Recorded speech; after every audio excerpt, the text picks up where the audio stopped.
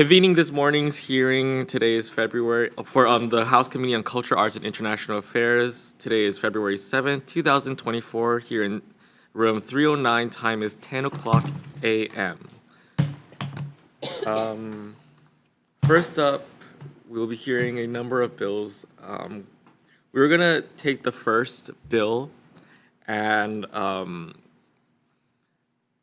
immediately go into decision-making after we take up the first bill so that we can help our drafters meet the deadline that's 6 o'clock for the committee report today.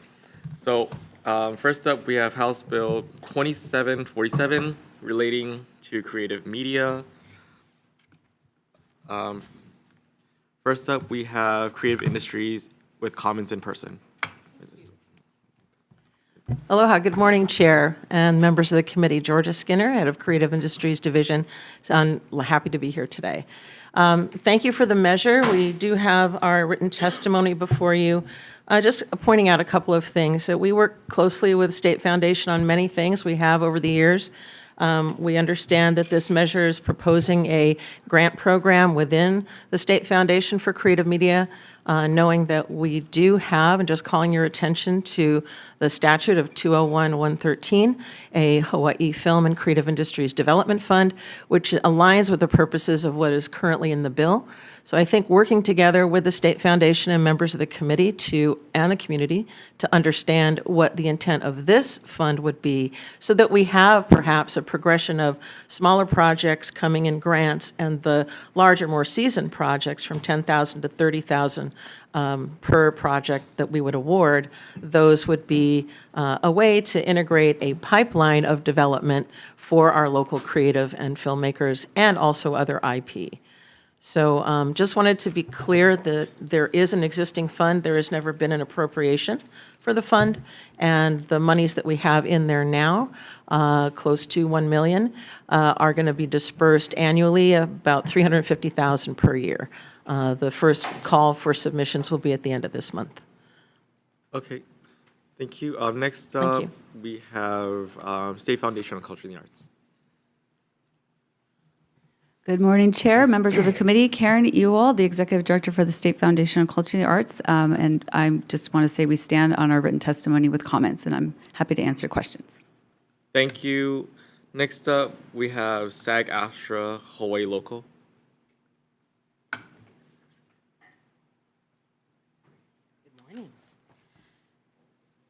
Hello, good morning. My name is Marisha Palma-Elmore. I'm the Executive Director for SAG-AFTRA, and that's the Screen Actors Guild and American Federation of Television and Radio Artists.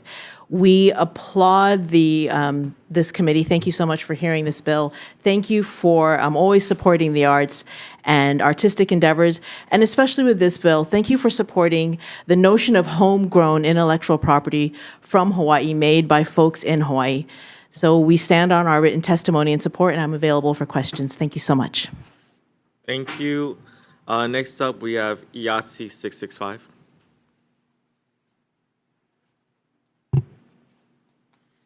Aloha, Chair, Vice Chair, members of the committee. My name is Tuyana Scanlon, President of IATSE Local 665, the behind-the-scenes entertainment workers and international trustee for the IATSE. We stand on our written testimony and support any initiative that helps us to grow and foster the growth of local content creators and intellectual property, we are in support of. We stand on our written testimony and support. Thank you. Thank you. We're going to continue on with our in-person testimonies first. Next up, we have Deborah Glazer.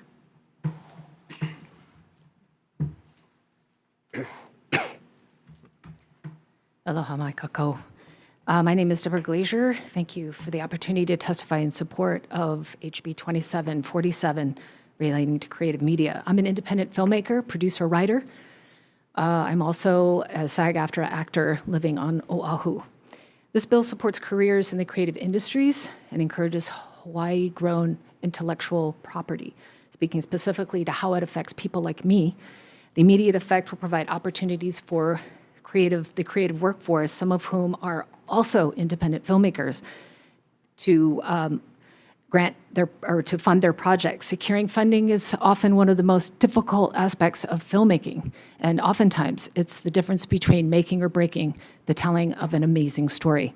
Additionally, the passage of this measure will foster the growth of Hawaii-based intellectual property and creative industries, strengthening the creative workforce and creating opportunities for artistic collaboration. We have an amazing, robust, creative workforce in Hawaii, and with your help, this would help us to continue to flourish and diversify our economy for generations to come. Thank you for your support. Thank you. We're going to move on to Zoom right now. First up, we have the Hawaii International Film Festival. Becky. I'm Ross Matlin. I'm here to represent Becky, who had a last-minute conflict. I'm the partnerships manager at the Hawaii International Film Festival, which is a nonprofit organization that runs Hawaii's largest and only statewide film festival.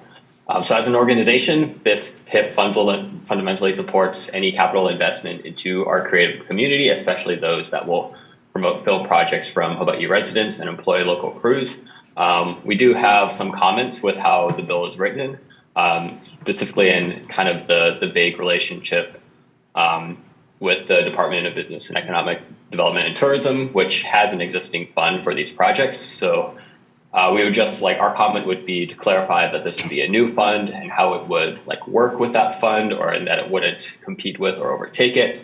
And then our other comment would be to clarify how the money in this new bill would be used, as it's kind of vague as to whether it's just it could be for one project or for multiple different pipelines of different short films and creative projects. But all in all, we do support and thank the measure to invest in our creative economy. Thank you. Next up, we have Shirin Ballas. Not present. Okay, is there anyone in person or on Zoom wishing to testify on the measure before us? Seeing none, we're going to move on to questions. Members, any questions? I have a question. Yes, Rep. Capella. For SSCA, Good morning. good morning. One of the last testifiers, and in the written testimony, they talk about how the money will be dispersed. I know that, and they questioned SFCA, but for me, everything that I've known about you folks, you're made up of a commission of creatives across the state. So Yes. would this be something that you could easily pull in and continue to administer grants with, alongside the expertise of some of that statewide, those statewide individuals who are already working within this industry? Yes, and that's something I wanted to point out. Within our agency, we don't have the subject matter expertise of filmmaking as Creative Industries does. But with the grant process that we have, we always pull in panel review experts in order to be able to decide on these grants. And yes, this would be the same process that we've used since our inception, as outlined in Chapter 9. So we would be able to do that. Okay, Yeah. perfect. Does that make sense? Yes, Okay. absolutely. Thank you. And then, Chair, if I can, one more question Go ahead. to Ms. Skinner. In your morning. testimony, good morning. In your testimony, you talk about, excuse me, you talk about the amount of money that you're giving out so far, or that the grants, hopefully, you plan to give out so far with the money you have currently. How come it's taken so long to get to that point? Because you folks have been in inception for a while. And then also, how many projects have you funded so far? I really appreciate the question because it does help to clarify the differences. In the session of 2022, we received a ceiling of $843,000, no funding from the legislature. In the following session, we were able to then approve, in 2022, we were able to approve the transfer of funds that are in the trust account with DBED, specifically for this reason: to be able to take monies that large productions are giving as part of the rent that they pay us for studio rental and put it back into the community. So transferring those funds, the process of doing that, and then. Okay, and what was the total of those funds? 843,000. Okay. Currently, because we are now able to deposit in the special fund, all the rents that come in, we have 1,000,001. Again, no appropriations from the legislature, so again, we really support that you are considering this bill.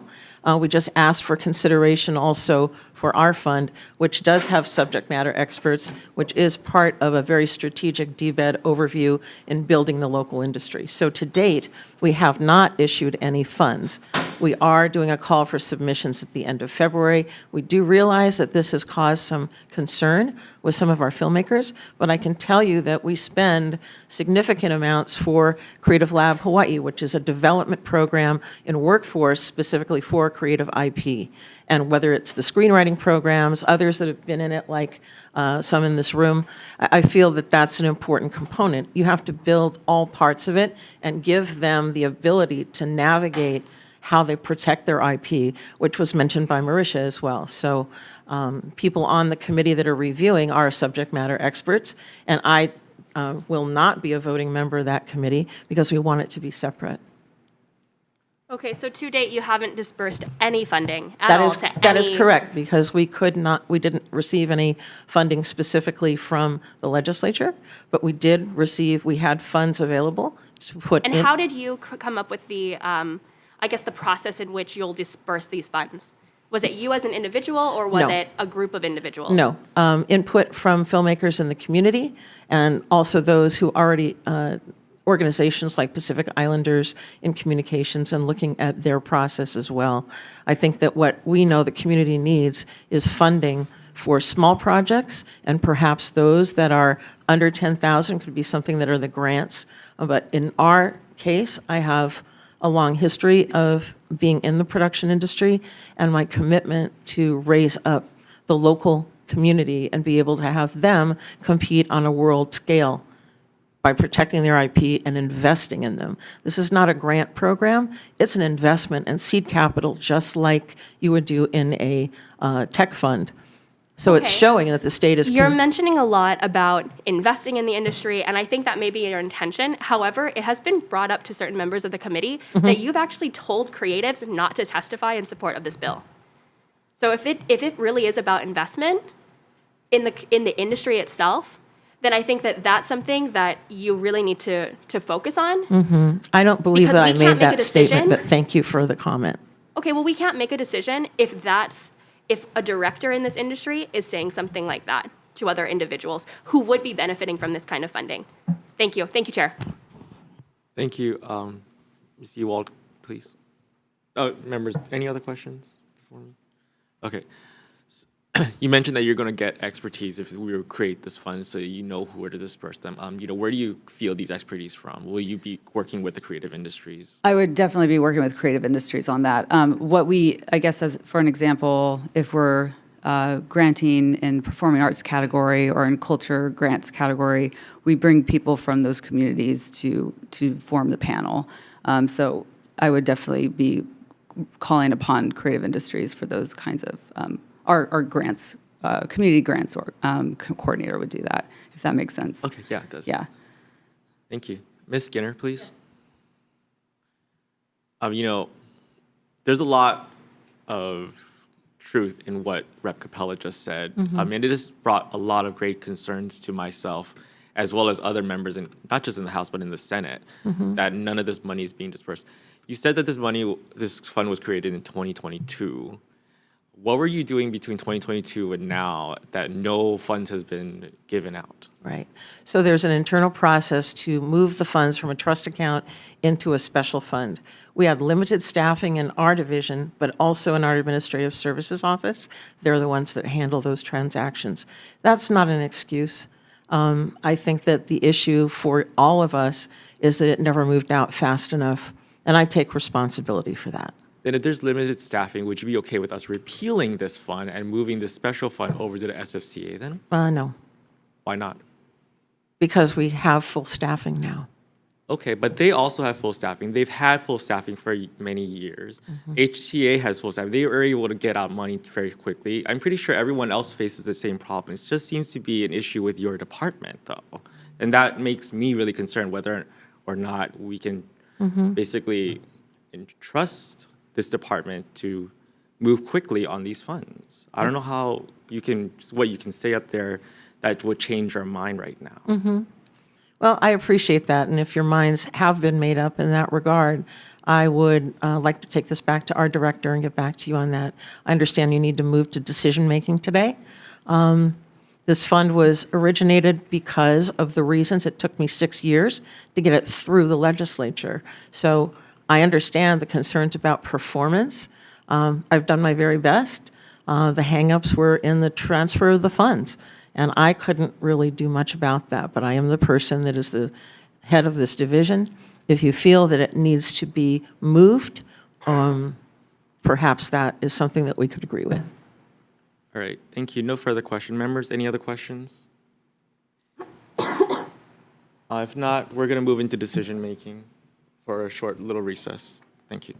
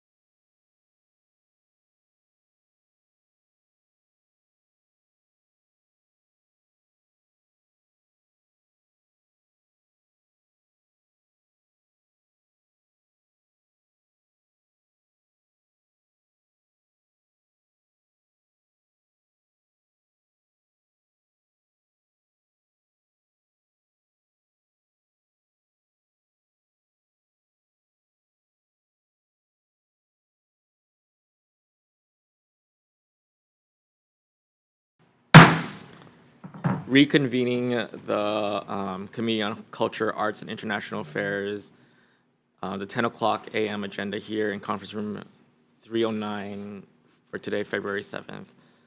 We're going to move to decision-making on House Bill 2747 relating to creative media. You know, there's been many concerns, and it looks like the committee has come to an agreement with the advisement of myself as chair. We are going to amend the bill. We will be transferring the funds that are currently in the Hawaii Film and Creative Industries Development Special Funds over to this fund, new special fund in the bill called the Filmmaker Special Fund. And we're going to further amend this bill to repeal the Hawaii Film Creative Industries Development Special Fund.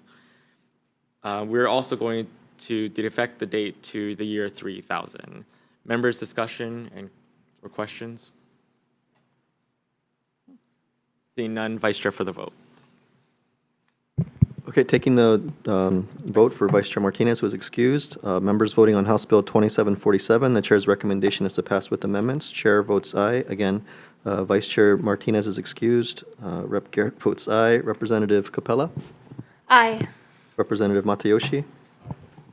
Representative Sayama is excused. Representative Alcos? Aye. Thank you, Chair. Recommendation is adopted. Thank you so much. Moving on to our next item on the agenda, House Bill 2736, relating to the state gesture. Basically makes the shaka the new state's gesture. Members, we have a lot of testifiers that have submitted, but we have some members in person. So first up, we have Steve Su. Aloha kakao, guys. Chairman, thank you for allowing us to testify. Committee members, thanks for allowing us to submit testimony today. My name is Steve Su. I'm a resident of Kaimuki. I'm producing a film on the shaka gesture, and that's why I consider myself an expert on the shaka. For over 5 years, we've been working on this project, and did file written testimony. But I'd like to maybe share a couple illustrations with you that I didn't put in testimony. One of our interviewees for the film is General Kenneth Hara. General Hara commanded the Shaka Battalion in 2004, 2005, Iraq. And he frames it as the most dangerous place on the planet at that moment in time. He says in an interview that the Shaka saved lives on both sides. I guarantee it. And he goes on to illustrate how it really fulfills Auntie Pilahi Paki's premonition of the world will look to Hawaii for the answer to peace, and that is aloha. So he used aloha all the way in Iraq. We also have, I think, very local economic impacts. 9 years ago, in 2015, Bella Hughes started a company called Shaka Tea, straight out of Hilo, Mamaki, great product. In 9 years' time, she's taking that business to over 4,000 distribution points throughout the United States, and now it has been acquired by King's Hawaiian. And to me, that's a great testament to the economic force of the shaka, because you imagine how many jobs that she created through that activity. How many people's livelihoods are made, and how big of a brand did she help build for the state of Hawaii. I can also tell you that their company is extremely philanthropic. They helped fund our film, which is produced under my nonprofit, ID8, and I'm really stoked about that, because literally from day one, those guys were giving back. So they help build the community. They show the aloha spirit. It couldn't get better for me as a resident of this state. I would also say, she's not the only company that made something of the shaka. You could go into any ABC store, Waikiki, right, Chairman? Walk in there, and I challenge you to not see a shaka. There are so many products there that are benefiting all the people that work there. In the ABC store, the people that make the products, they're legit products. They are authentic Hawaii cultural products. And this goes to apparel companies, it goes to food and beverage companies, it goes to souvenir companies, it goes to tour operators, it goes throughout the state. So I did some thinking on the shaka this morning before I came in, and I Googled it. And it turns out that there are 24 state symbols today that are official state symbols. Some of them are rainbow, hibiscus, the Hawaiian flag, shaka, the state seal, nene bird, ohio trees, humuhu, nuku nuku, apua'a, kalo, kukui, black coral, ukulele, hula. There's many of them. There's 24 of them. Shaka is not included among them. But if you think about what is the shaka, it is Hawaii. It's the reason why surfers do this. They say, we came to Hawaii, and now we know what real surfing is. It's a Hawaiian invention. It's key to what they do out in the world in extremities. They excel. It's a symbol of that. But to me, more importantly, going back to Auntie Pilahi Paki, if we are to share aloha, and of course there was a law written in 1986 that us residents are obliged to share aloha. The shaka is the symbol of aloha. There's no better symbol of aloha. You can say, oh, rainbow, hibiscus. Those say a lot of things about Hawaii, but they don't specifically say aloha. So I think that the shaka as the symbol of aloha, as the symbol of Hawaii, is extremely important for us to lay claim to. Now, if California lays claim to it first because they're hang loose, easygoing, not good for us, right? Not good for the meaning of the shaka, not good for the aloha meaning of it. Texas might use it as the Longhorns. I know in Utah, BYU uses that for the Y in BYU. There's many uses of this type of similar gesture. On the other hand, there's derivative uses of it. So Brazilian Jiu-Jitsu does this because the Gracie family loves surfing. And they actually, as Brazilians, they emanate from an area that created the Hang Loose clothing brand in 1982. But that all dates back to Hawaii because Alfio Lagardo, the owner of that company, was a big-time surfer and a big-time fan of Hawaii. So all these things said, I think it's just super important that we reflect on this, that this is our culture. It's a 110-year history that goes through all these islands. There's about 4 different origin stories that emanate from 4 different islands here. I don't think it's as important as to what is the actual location of the origin. It's more important what is the meaning. And this gesture is actually a melting pot of Hawaiian values, Japanese Buddhism. If you watch the movie, and I'm happy to screen the movie for you guys. Anytime anybody wants to see it, just tell me. I'll come to your office and I'll screen it for you on my laptop. But I think it's extremely important that people know this story. 110 years of Hawaii history through the lens of the shaka, and I guarantee you that you will know what aloha really means after you see this movie, because I firmly believe that this film is a slice of life of Hawaii, perhaps the first true slice of real Hawaii, authentic Hawaii, cultural, artistic, and otherwise. So all that said, I thank you guys for your time, and I hope you support the shaka gesture as we do. Mahalo. Thank you. Next up, we have Kekela Miller.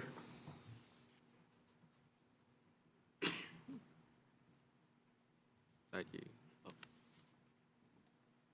Okay. Not present? Okay. Well, it's in support. That is all that we have signed up to testify in person or on Zoom. Is there anyone else wishing to testify on the measure before us?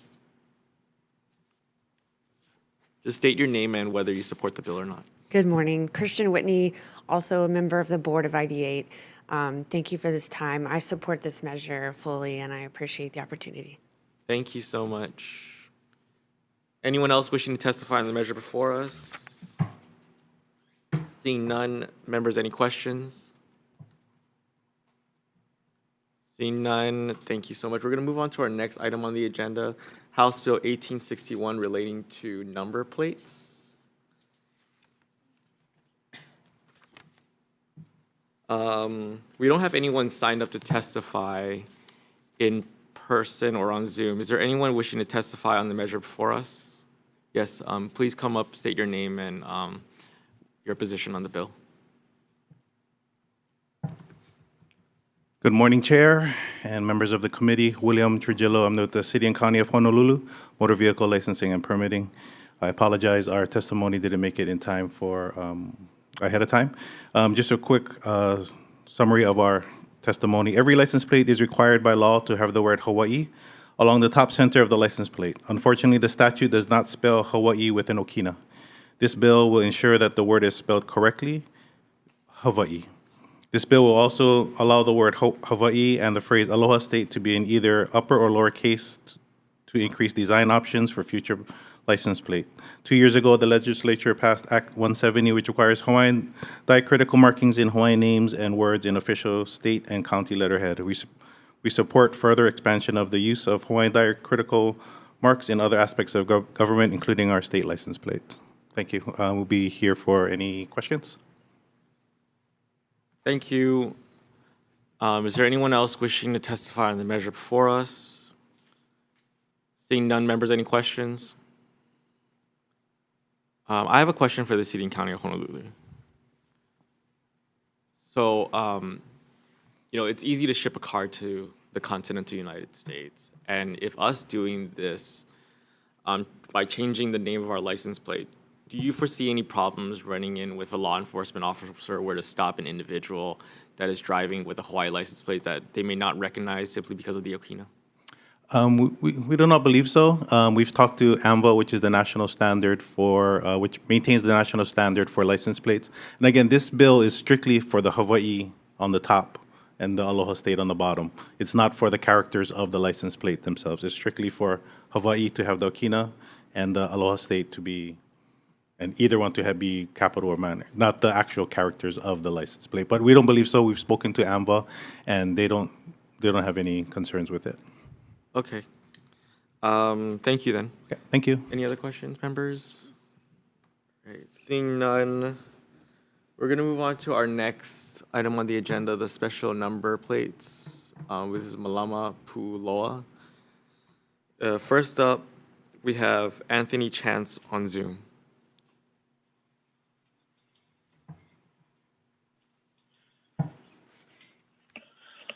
Aloha, Maikako. Aloha, Chair. Thank you so much. And thank you for allowing me time to talk about this incredible project. We have projects all along the Pu'uloa or Pearl Harbor shoreline that are restoring fish ponds, restoring freshwater streams, restoring the shoreline, restoring, bringing back certain types of native species back to Pearl Harbor. Also, we have future projects that are going to include Kauhale's low-E projects. It's very extensive what our projects are going to include. The license plate will provide other than the manufacturing and distribution of the license plates, this would be at no cost to the government. This will be a kind of an altruistic donation to purchase the plate, to send the money to help directly restore Pu'uloa, all of Pearl Harbor, all the shoreline, all the freshwater streams, low-E's, and fish ponds, and also providing jobs as well. So, and then I stand on my testimony, our written testimony as well. Aloha. Thank you. Is there anyone else wishing to testify in person or on Zoom for House Bill 2715? Seeing none, members, any questions? Seeing none, Chair does have a question for Mr. Chance.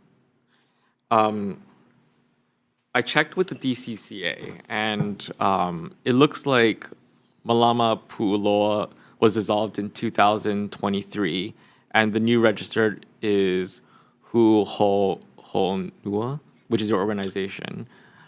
Is that correct? It's up to date, Chair. I apologize. The main name in the DCCA is Hu'ohonua, and our trade name, I was able to get the trade name for Malama Pu'uloa and HOH 808. So it is a trade name, Malama Pu'uloa.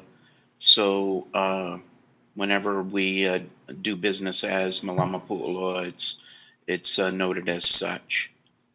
Okay. I just asked this question because we may need to update some references in the bill to the updated registrant name. Yes, sir. Absolutely. I can get whatever information needed, sir. Thank you so much. Yes, sir. Thank you. Members, any other questions? Seeing none, we're going to move on to our next item on the agenda, House Bill 2293, relating to special number plates. This regards to the University of Hawaii Cancer Center. We neither have testimony in support, opposition, or with comments. Is there anyone in the audience wishing to testify on the measure before us? Or on Zoom? Seeing none. Since there's no one to ask questions to, we're going to move on to our next item, which is House Bill 2772, relating to the state seal. Members, we don't have anyone signed up to testify on Zoom or in person, but we do want to note that we have 2 individuals that have submitted written comments. Seeing that there is no one to answer questions to, is there anyone wishing to testify on this measure in the audience or on Zoom? Seeing there is no one to ask questions to, we have reached the end of our agenda. Members, we're going to take a short recess for decision-making. Recess.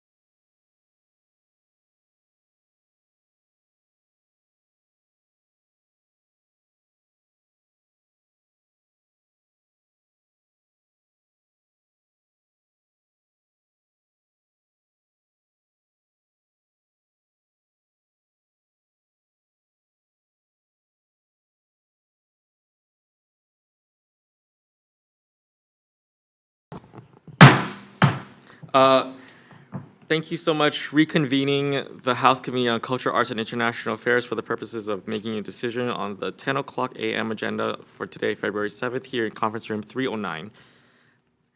First up, House Bill 2736 relating to the state gesture. Members, this is a good bill, so we're going to move it along with a defective date as an HD1. Members, any comments or questions? Seeing none, Rep. Garrett for the vote. Thank you, Chair. Members voting on House Bill 2736. Chair's recommendation is to pass with amendments. Chair votes aye. Vice Chair is excused. I vote aye as well. Representative Capella? Aye. Representative Matayoshi? Aye. Representative Sayama is excused. And Representative Alcos? Aye. Thank you, members. Chair, your recommendation is adopted. Thank you so much. Moving on to House Bill 1861 relating to number plates. We're going to pass this out as an HD1 by by defecting the date. Members, any comments or questions? Seeing none, Rep. Garrett for the vote. Thank you, Chair. Members voting on House Bill 1861, noting the excused absences of Representative Martinez and Sayama, who will be excused for the duration of today's decision-making. Anyone voting with reservations or nay? All members vote aye.